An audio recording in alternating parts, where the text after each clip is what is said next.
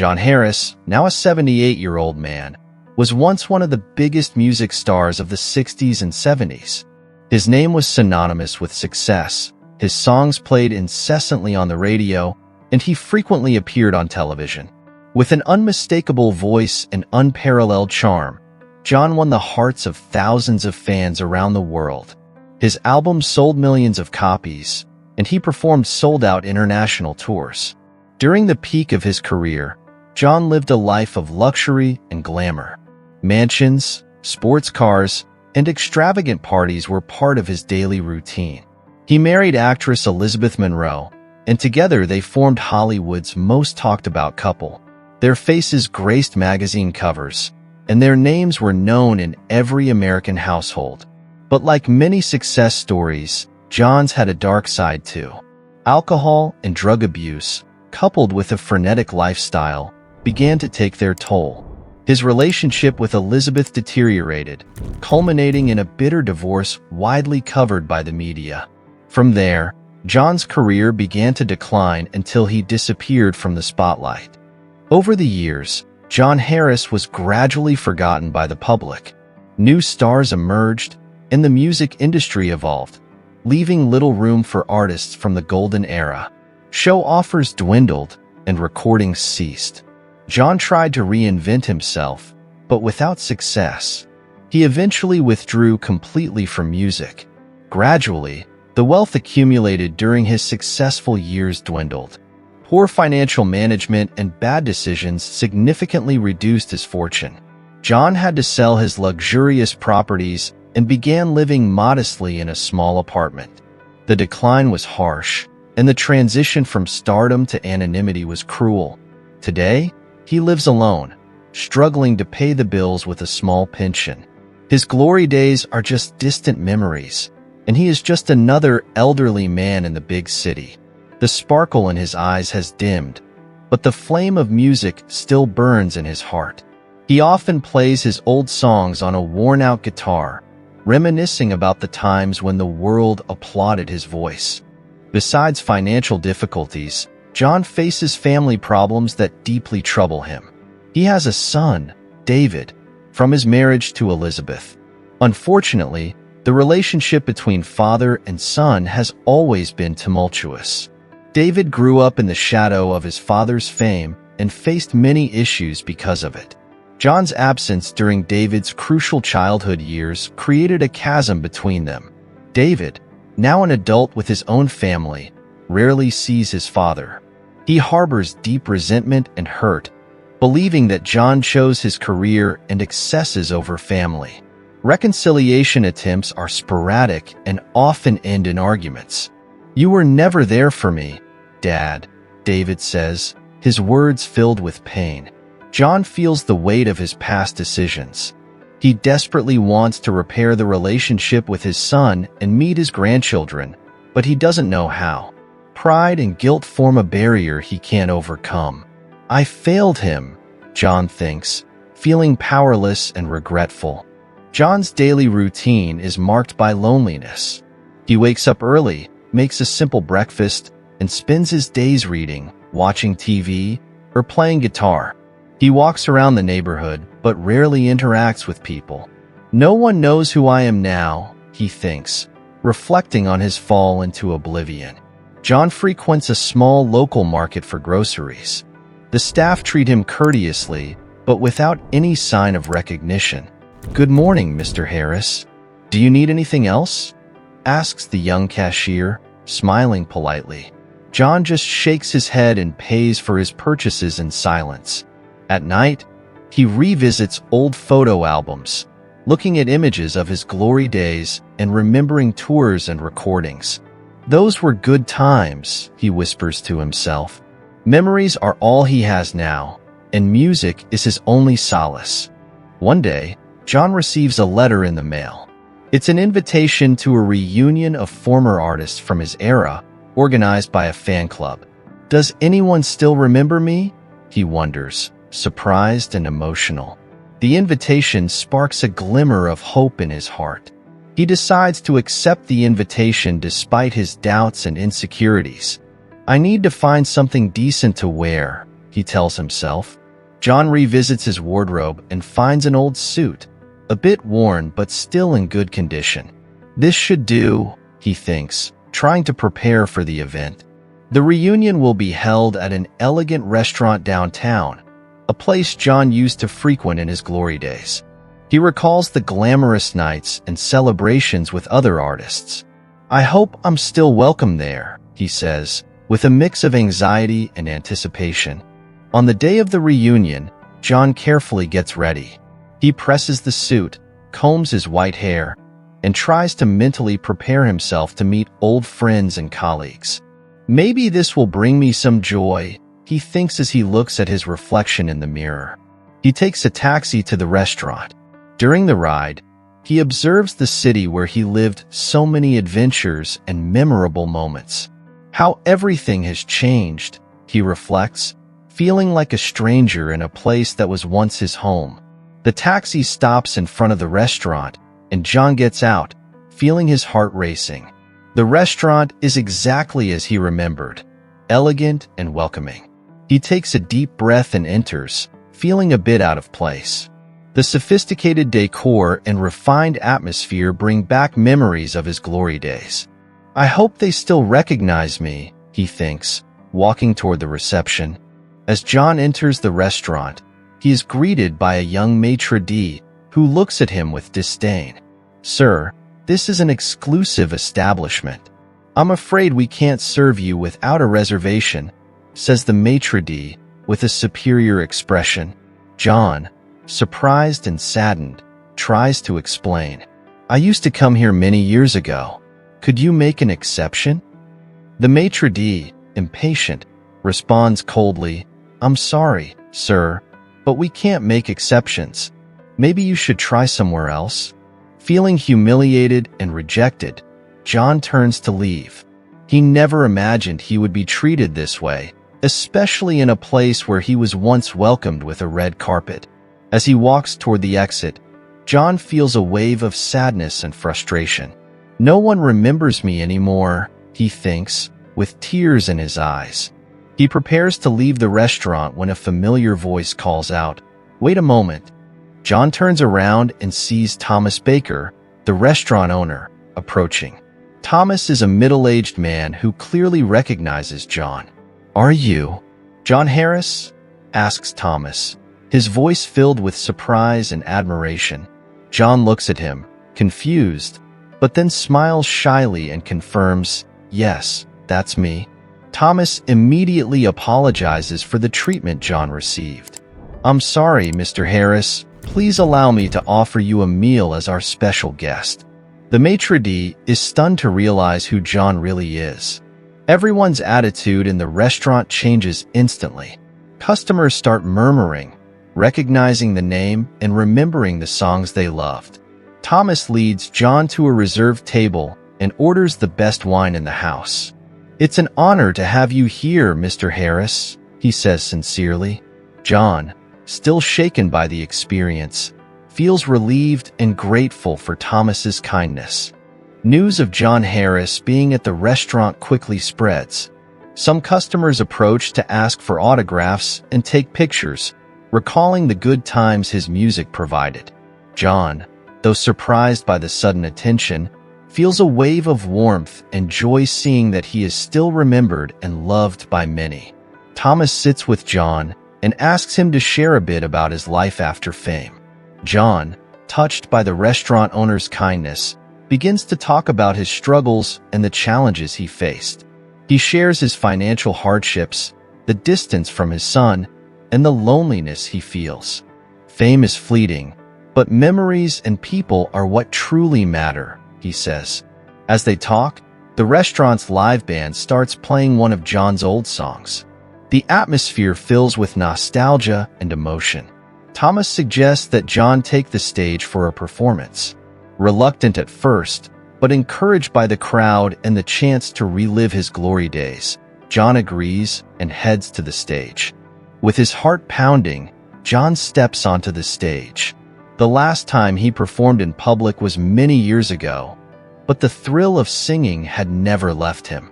He takes the microphone and looks at the audience, who who watch him with anticipation and admiration. "This is for all of you who still remember me and my songs," he says before beginning to sing. The first note of his classic song fills the room, and the magic of his vocal talent quickly captivates everyone present. John's voice, still rich and powerful, resonates as it did in the old days. The crowd falls silent, absorbing every word and melody, many with tears in their eyes. At the end of the song, the restaurant erupts in applause and shouts of bravo. John feels a wave of emotion so intense that he can barely hold back the tears. Thank you all," he says, his voice choked. Thomas and the restaurant staff congratulate and thank him for providing such a special moment. John steps off the stage, feeling rejuvenated and valued once again. While John was in the middle of his emotional performance at the restaurant, a group of people entered. They were former colleagues of John, invited to the reunion of ex-artists. They had heard the rumors about John's presence and arrived curious and full of expectation. Among them were singers, musicians, and producers who had shared the stage and recording studios with John in his glory days. Upon recognizing John on stage, they were moved. Familiar faces like Susan Mitchell, a famous jazz singer, and Mike Reynolds, a talented guitarist who had accompanied John on numerous tours, were among the group.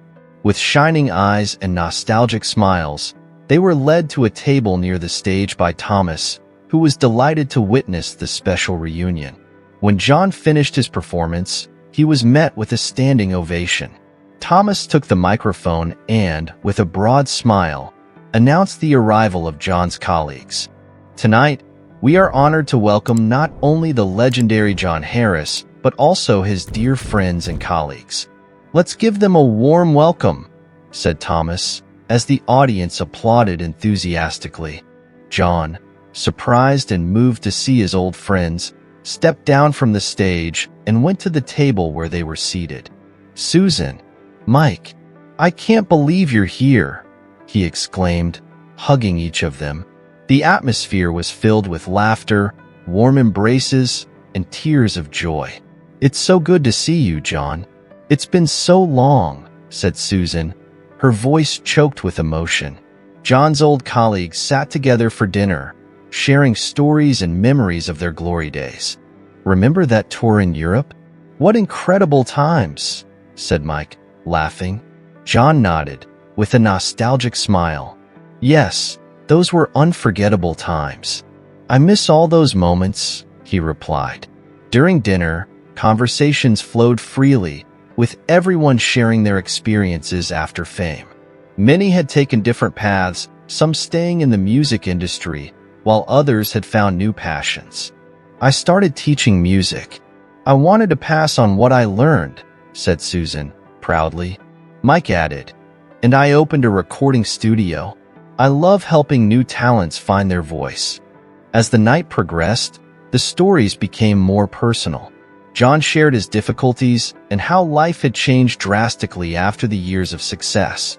"There were moments when I felt completely lost," he confessed. "But tonight has shown me that there is still much to live for and share." John's friends, touched by his honesty, also spoke about their own struggles. "Fame can be a double-edged sword," said Susan. "We learned a lot, but we also lost a lot." Mike agreed, adding, "The important thing is that we are here now, supporting each other. That's what truly matters." Thomas, watching the scene with a satisfied smile, brought more wine and toasted with the group. "To this special night and all the moments we will still share. May music and friendship always keep us united," he said, raising his glass. Everyone toasted, feeling grateful for the opportunity to reconnect and celebrate life. At the end of the dinner, John felt revitalized and full of hope. "Tonight was more than I could have imagined. Thank you all for being here," he said sincerely. Susan, Mike, and the others agreed that they should meet more often. "We can't let so much time pass without seeing each other. We need this," said Susan, smiling. They exchanged contacts and promised to keep the connection alive.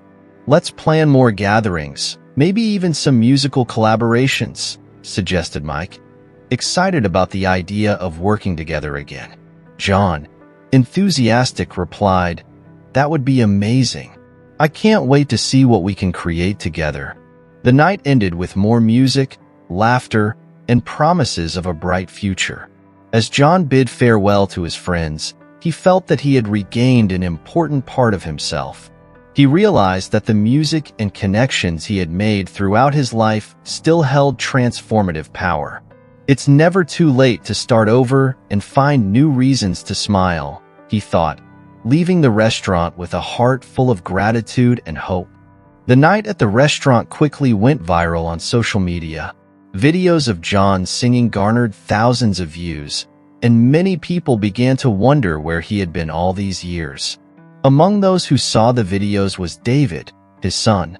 He was surprised and moved to see his father singing with such passion and talent. David, moved by nostalgia and feelings of longing, decided to look for his father. He found out where John was living and, after hesitating for a few days, gathered the courage to visit him. When John opened the door and saw his son, he was shocked, but a spark of hope lit up in his eyes. "David, is that you?" he asked, his voice trembling. "Yes, Dad. I saw the videos of you singing at the restaurant. We need to talk," replied David, with a tone of reconciliation. John, emotional, invited him in.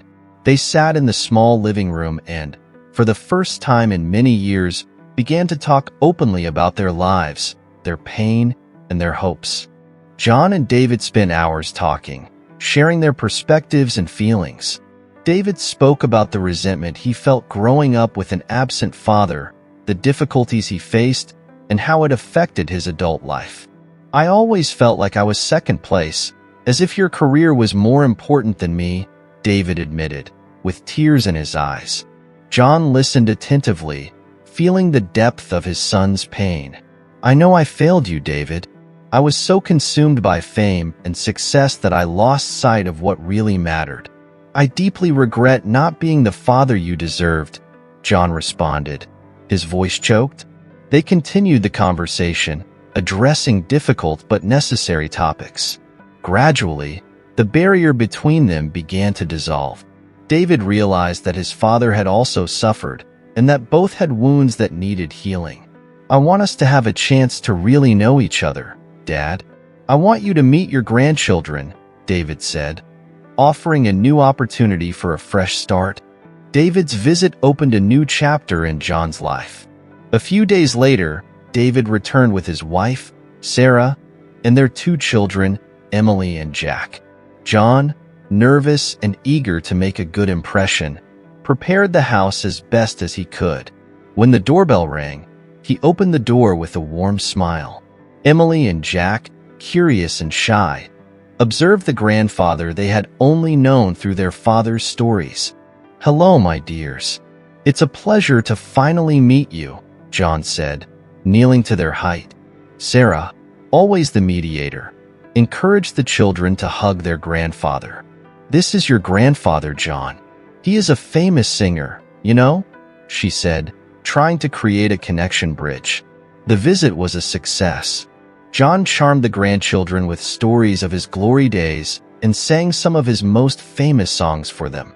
Emily, who loved to sing, was fascinated and asked to learn one of the songs. "Of course, my dear. I'll teach you everything I know," John responded, feeling happier than he had in years.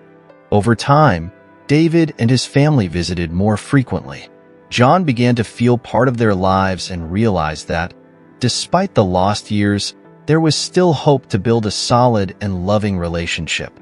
"Thank you for giving me this chance, David," John said during one of their many sincere conversations.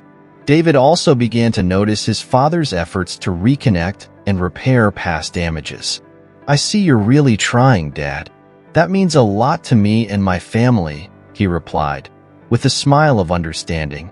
Sarah, who always supported reconciliation, encouraged both to keep working on maintaining the bond.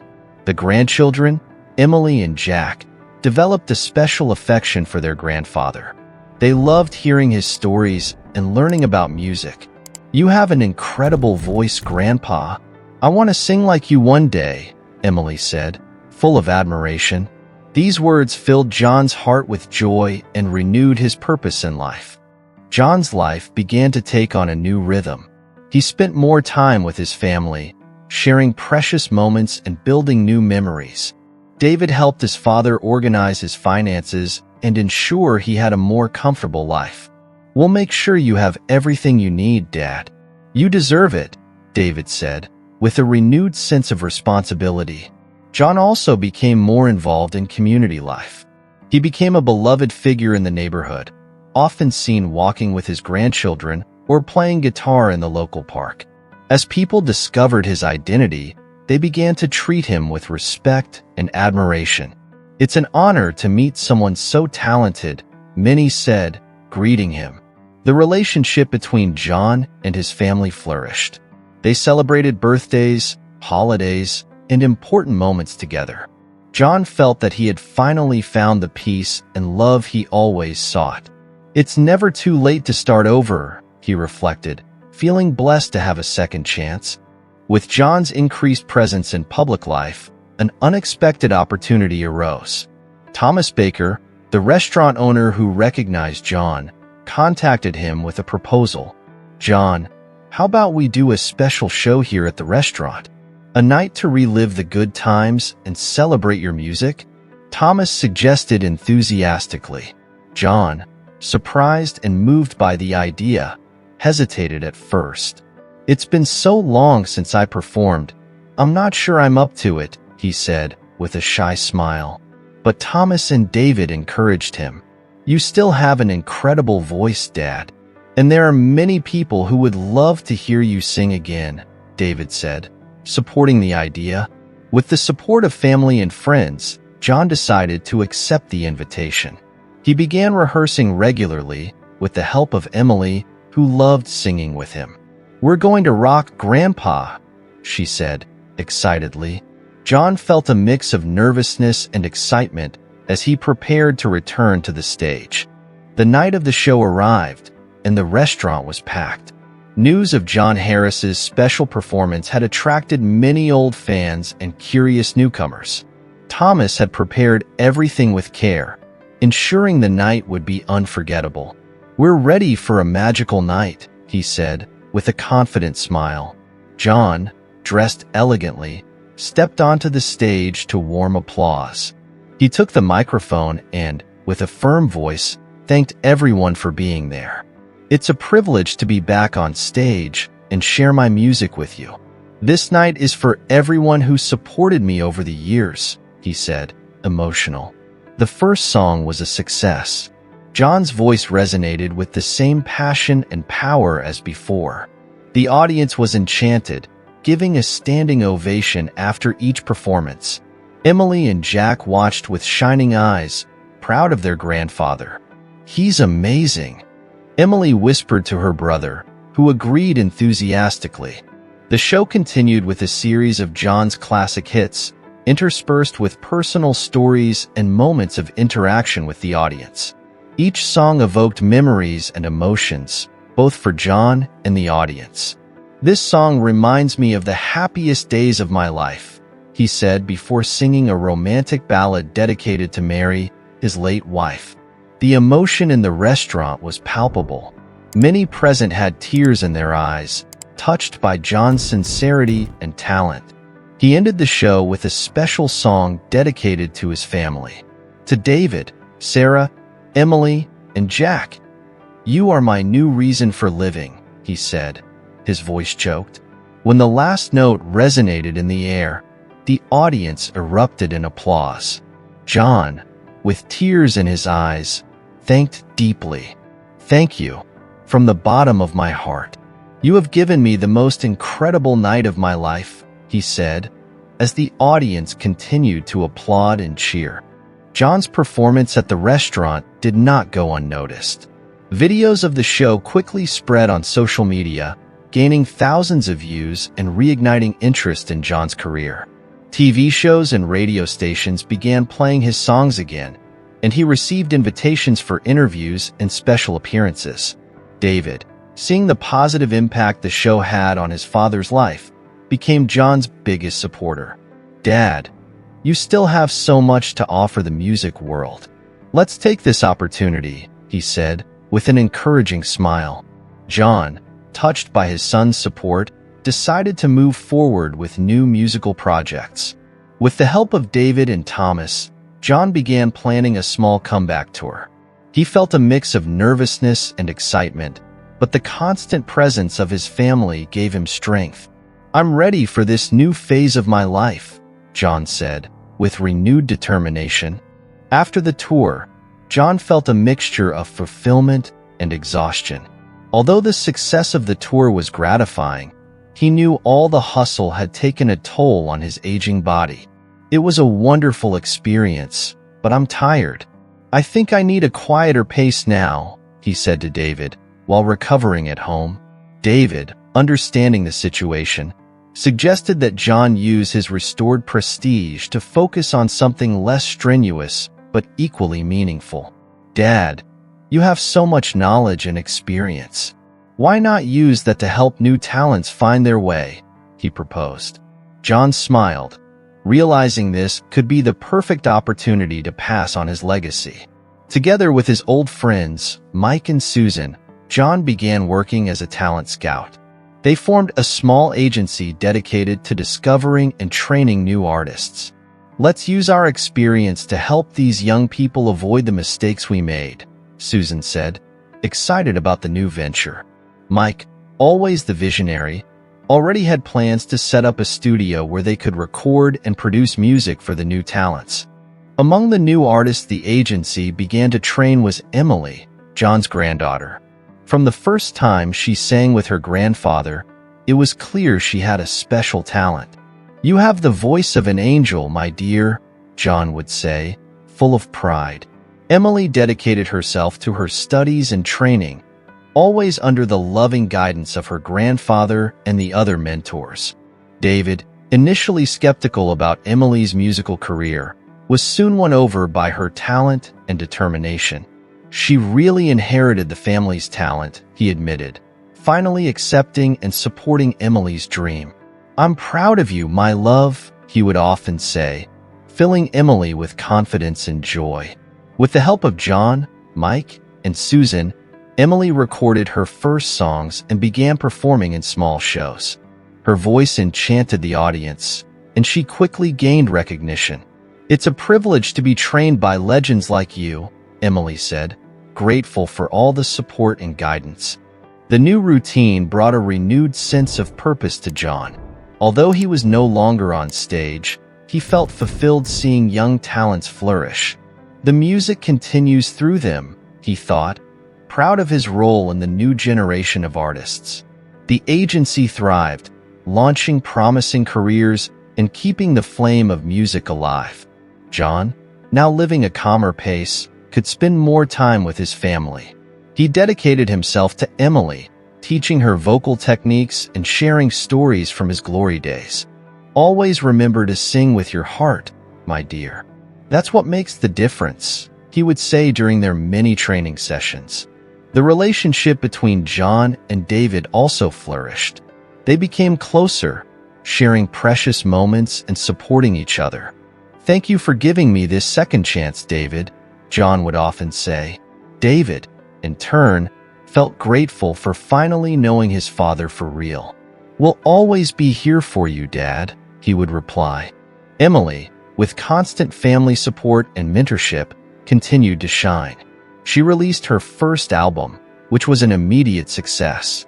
Critics praised her voice and the emotional depth of her songs. "You are the pride of our family, Emily," John would say, tears of happiness in his eyes. David, who initially had doubts about Emily's musical career, was now her biggest fan. "You're amazing, daughter. I can't wait to see how far you'll go," he would say, watching each performance with a proud smile. Sarah, always the mediator, was also radiant with her daughter's success. "We're all so proud of you, Emily," she would say. John Harris's life, though marked by highs and lows, found new meaning in recent years. He went from a forgotten star to a respected mentor, helping shape a new generation of artists. Emily, the talented granddaughter, embodied his legacy, and he couldn't be prouder. John continued to work at the agency with Mike and Susan, always on the lookout for new talents. He knew that, although he was no longer in the spotlight, his influence and passion for music would live on through those he helped. Music is eternal, and I'm happy to be part of it, he reflected, with a serene smile. With his family by his side and his life mission renewed, John Harris found the peace and fulfillment he had always sought. He knew that true success wasn't in the applause or fame, but in the love and connections we build along the way. And so, the story of John Harris became a testament to the transformative power of music, love, and redemption.